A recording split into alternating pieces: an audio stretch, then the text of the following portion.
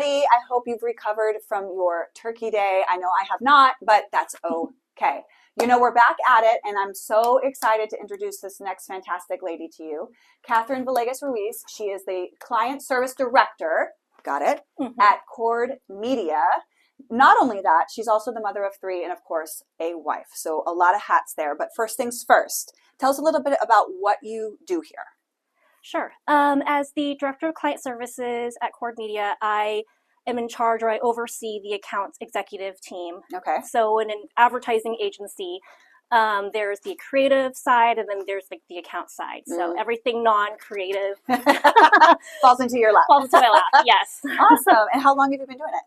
I want to say I'm in my 14th year here at Cord, so so far so good. So far so good. Yeah. That's a long time. It is, yeah. Have you always held this title, or how did you become this title? Gosh, no, I actually started, when I first started off at Cord, it was a much smaller company just starting out, so I was their first full-time account executive that they hired, and I've been able to grow with the company, so I developed into this role as the company grew. Okay, fantastic. And tell us a little bit about, for those who may not know, what Cord Media does and what they're kind of involved in. Cord Media, we are a full-service marketing advertising agency. By full service, that means we do everything from branding, graphic design. We have an in-house video production team, website development, PR, social media, events management. Oh, wow. So yeah, anything and everything you can touch, feel, see, or do, we can coordinate, manage, execute for you. Wow. Yeah. That's huge. That's huge. It is, yeah. So we have a lot of local clients. I would say pretty much right now we are 50-50 local and out of market. Okay. So yeah, it's been a fun ride so far. So out of market, is that like Southern California, or is that anywhere outside the Coachella Valley? Oh, wow. So it would be like Southern California. We have a lot of clients in Arizona, the Pacific Northwest. We have a few. One of our larger clients is in automotive dealerships, so we handle all of their individual dealerships across. Okay, excellent. Yeah. So a lot of different kinds of media happening. Yes. Okay, and were you always interested in media and production and or account services around that? No, actually. How did you end up here? So yeah, I was one of those people that I never knew what I wanted to do when I grew up. I was never like, I want to be a doctor. I want to be a veterinarian or a housewife. I just kind of was hoping I would figure it out as I went along, and that's exactly what happened. I knew going into starting off college and my higher education that I just wanted to have a broad sort of foundation. So actually went to COD, which is right across the street from us. And I got my associate's degree in business administration. Then I transferred to UC Santa Barbara and I majored in communications, minored in English. And then directly out of college, I just happened to kind of fall within, my first job was at as an administrative assistant at a local sort of video production graphic design company. And from there, I just fell into it. Yeah. You know, I'm really glad you mentioned that, because I think that so many young people feel like they have to pick something. Like, I'm going to be a doctor, I'm going to be a teacher, and I have to do that. There's no real movement or flexibility in it. And I really appreciate how you're like, well, I'm not really sure. I'm going to be broad, and I'm going to find it. And you did. I always kind of thought I'd be a lawyer or something else, but no, here I am. Now, So do you enjoy what you do? I do. I love it. I've grown into my role. I've grown into just the experience I've had, the people I met along the way, the companies I get to partner with and work for, and my colleagues. I've had a really great time. Okay, and so client services, that means like you got to be kind of a people person. Yeah, that helps. Would you say that you are? Yes.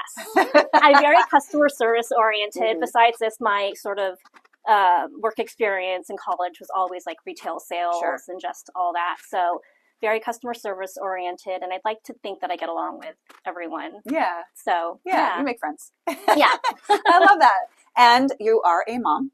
Yes. 3 times. Yes. 2 of those are twins.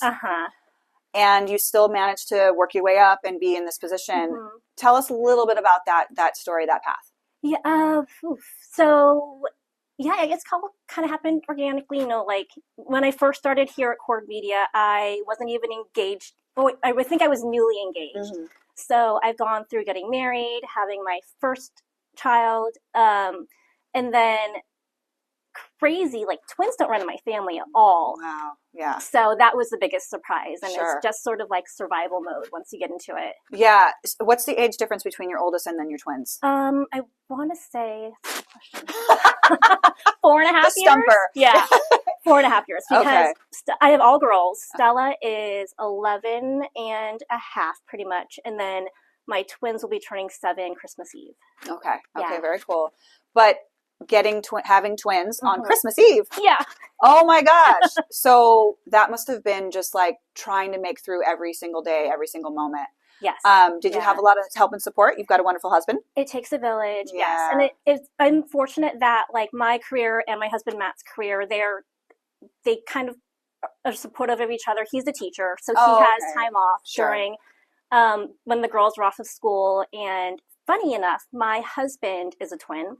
Oh, that's right. Yeah. Okay. And so my mother-in-law is super supportive because she's been through it. Yeah. And she knows she's been through it. So she's very big part of our everyday lives. So that's awesome. That's great. Nice to have help. And so your girls, in this crazy world that we live in with social media and all these things that are so different than when we were young, like, do you talk to them about that already? Is that a topic, just that type of thing? That's a good question. No, not as of yet, really. My eldest isn't allowed to have a social media account of yet, but they are on YouTube constantly. Yeah, that's a thing. So it's like monitoring kind of what they're watching on there, but not yet. But I'm sure that conversation is going to happen soon. Yeah, I mean, it's like so prevalent. Yes, and you're right. The YouTube it became such a thing for kids. Yeah, it's kind of crazy. How do you monitor that? Well, we do like the child permissions and everything, but it's also like we're normally in the room when they're on it. So if you ever hear a bad word or anything, we're just like, nope, get off. Unsubscribe. Yeah. Do not like that one. Go to the next one. Yeah. I have a niece and she's 9 now, and I was not familiar, but I was overhearing something and I was like, let's change the channel on that. Yeah. Because we think because it's kid friendly or whatever that it's okay for all kids. Yeah. Still have to monitor it. It's making me realize just like how uncool I am because I have no idea what they're talking about. I have no idea who these YouTube people are or what the lingo is. Yeah. Like, I thought I was cool up until now. I think that actually makes us the cool ones. Yeah. Because we don't know. Yeah. Right? As they get older and they start to kind of explore things they're into and they like, and, coming from a position where you're like, I'm not sure. Yeah. How do you encourage them to, try new things or find what fits them instead of fitting into? I've noticed that they all three have such different personalities and interests. So I try to kind of, funnel their activities and just things that way. I grew up playing the piano. Oh, wow. I played for years. So they don't really have a choice in this one, but they're in piano lessons now. Oh, nice. And so my eldest is really musically inclined. And with the twins, one is very much into dance. The other one is a little bit more like sporty. Okay. So we'll see where that kind of goes from here. Yeah, but encouraging them to try the new things and the different things. I mean, like, what's the harm? When was the last time you played the piano? 2 days ago. Yeah. Do you still do it a lot? I do. It's like it's a good stress relief for me. Sure. Kind of just letting go, like your way of creating. Yeah. Right? That's very good. And it's cool because like I don't really consider myself a creative person otherwise aside from like playing the piano and clothes are fun. Sure. But it's cool to work in a creative environment where I get to be a part of that process too. Right. So what is part of your day-to-day process here? Like what are the different hats that you wear and what are your responsibilities? Every day is different. It depends on what's going on with the clients and like time of year and whatnot. But a lot of it is constantly just being on email, responding to whatever needs to get done. As the account executives or in my role kind of overseeing that department, I also handle some key accounts as well. So it's just making sure that everything's being done for the client. We're in charge of their budgets and the, depending on what the scope of service is, like it's anywhere from budgeting to making sure all the media is placed properly to reporting and making sure that all the information's where it needs to be, whether it's on websites, public relations efforts, social media, and all that. So wow. Yeah. So for each client, you're considering those things. Yes. You have to be real organized. Very organized. Deadlines are my friend. Yeah. So what are some of your favorite parts about it? Gosh, it's just interacting with the different type of clients that we work with. For instance, I work on a large casino client. I guess I can mention it. Saboba Casino. Oh, okay. Up in San Jacinto is one of my clients. Other clients that we represent are like Timo's Air Conditioning and Plumbing. Oh, sure. The company represents Tessera Outdoors. The auto dealership that we represent is Indigo Auto Group. Oh, okay. So and we do a lot with like country clubs and new home developments. So I like the variety and because that's like a little bit of everything. And probably the scope. I mean, Saboba, the scope of that is so huge compared to maybe, something smaller and more local to here. Yeah. So what was like what was a challenge you didn't expect to have as you moved through this business? I think a lot of it has been also learning to work with the different personalities.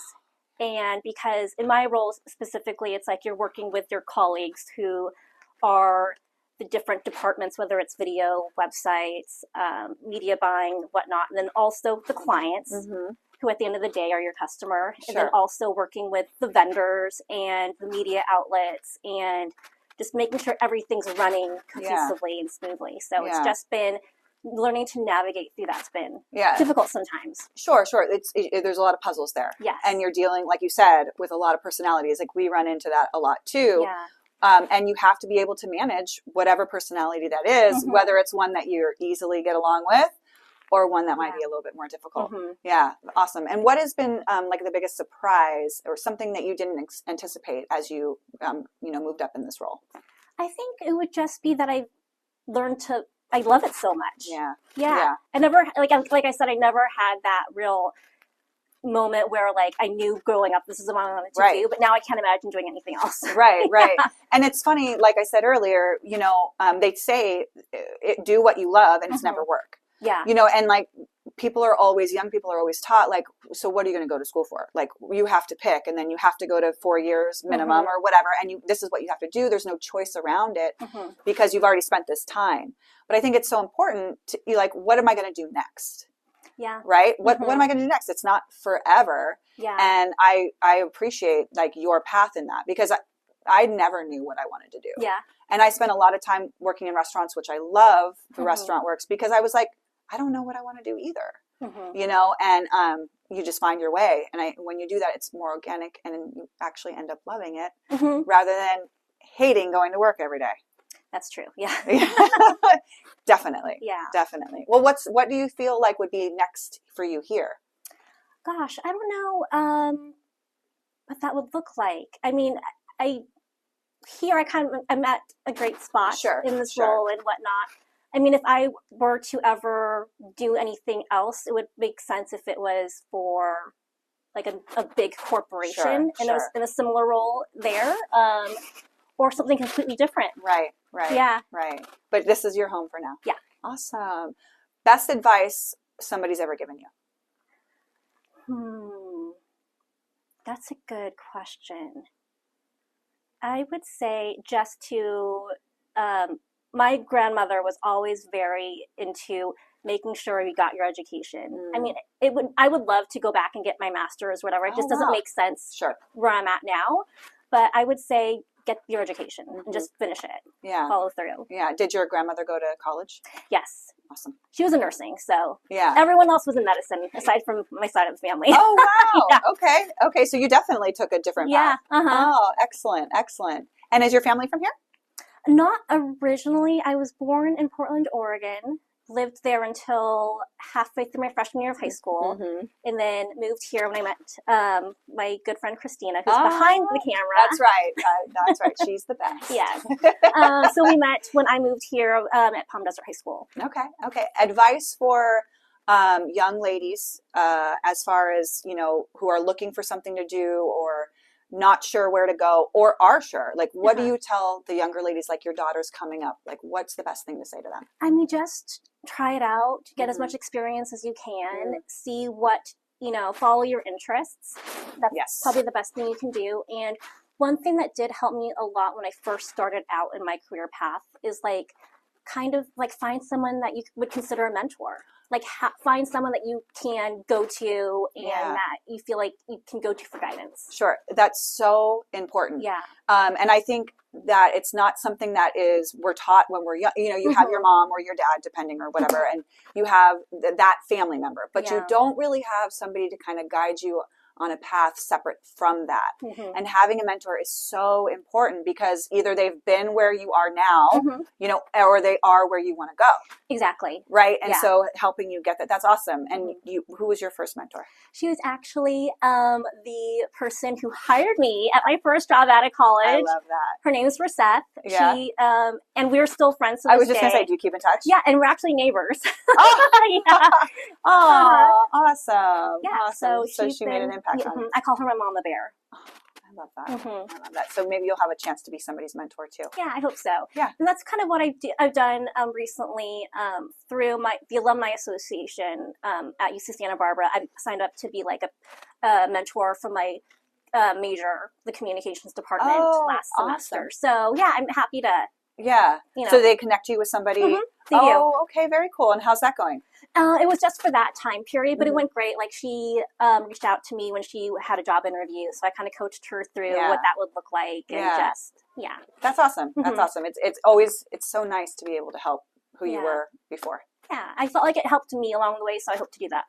Yeah, for the next upcoming person who will be in my shoes. Yeah, absolutely. We're the best. I always forget it. We're best in place to help those we were once upon a time. It's something like that. Yeah.